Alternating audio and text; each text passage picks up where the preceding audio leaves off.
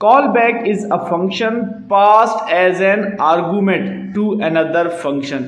चलिए दोस्तों call back को प्रैक्टिकली सीखते हैं। सबसे पहले एक फंक्शन बनाते हैं ग्रीट और यहाँ दोस्तों हम दो आर्गूमेंट पास करेंगे। हमारा फर्स्ट आर्गूमेंट होगा नेम एंड सेकंड आर्गूमेंट होगा कॉल बैक। और दोस्तों इस सेकंड आर्गूमेंट को एज ए फंक्शन यूज करेंगे हम यहाँ दोस्तों console.log hello.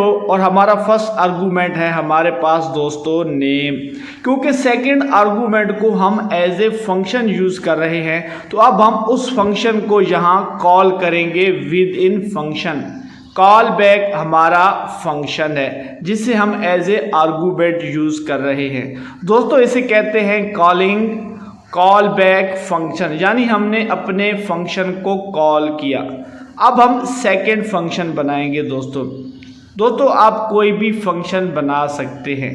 Function good bye, यहाँ करली ब्रैकेट स्टार्ट होगी और सिंपली लिखेंगे console.log। और दोस्तों आप जानते हैं यहाँ स्ट्रिंग की स्टेटमेंट लिखी जाती है, हम सिंपली लिखेंगे गुड बाय। अब हम अपने फंक्शन को कॉल करेंगे दोस्तों जो है ग्रीट, और यहाँ दोस्तों अपना नेम लिखेंगे। नेम है दोस्तों अली खान।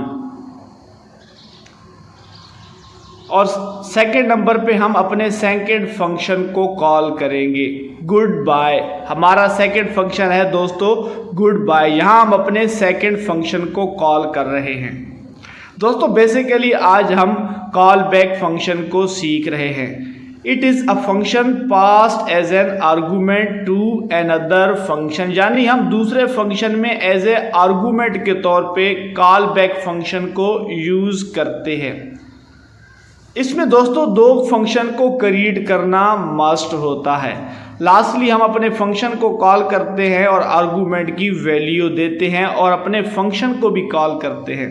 चलिए आउटपुट की जाने बढ़ते हैं। हेलो अली खान एंड हमारा सेकंड फंक्शन है दोस्तों गुड बाय।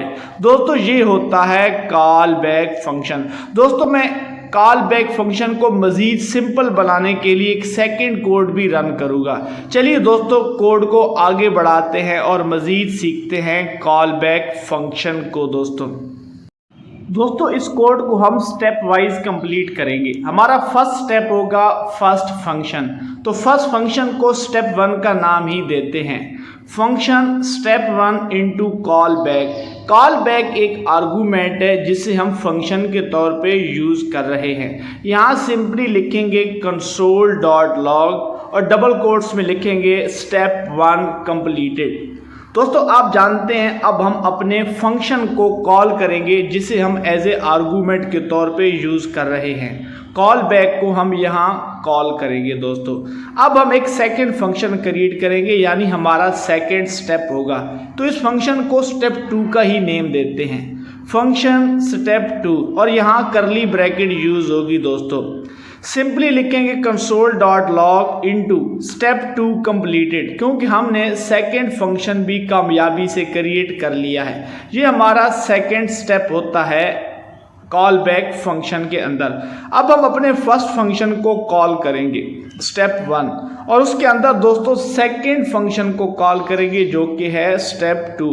दोस्तों बेसिकली कॉल बैक फंक्शन जो है एज ए आर्गूमेंट के तौर पे यूज होता है फंक्शन के अंदर। दोस्तों ये था हमारे पास सिंपली कॉल बैक फंक्शन, यानी कॉल बैक फंक्शन को हम एज ए आर्गूमेंट के तौर पे यूज करते हैं विद इन फंक्शन, यानी फंक्शन के अंदर ही कॉल बैक फंक्शन को यूज किया जाता है। आउटपुट की जाने बढ़ेंगे स्टेप 1 कंप्लीटेड, स्टेप 2 कंप्लीटेड। दोस्तों ये था कॉल बैक फंक्शन।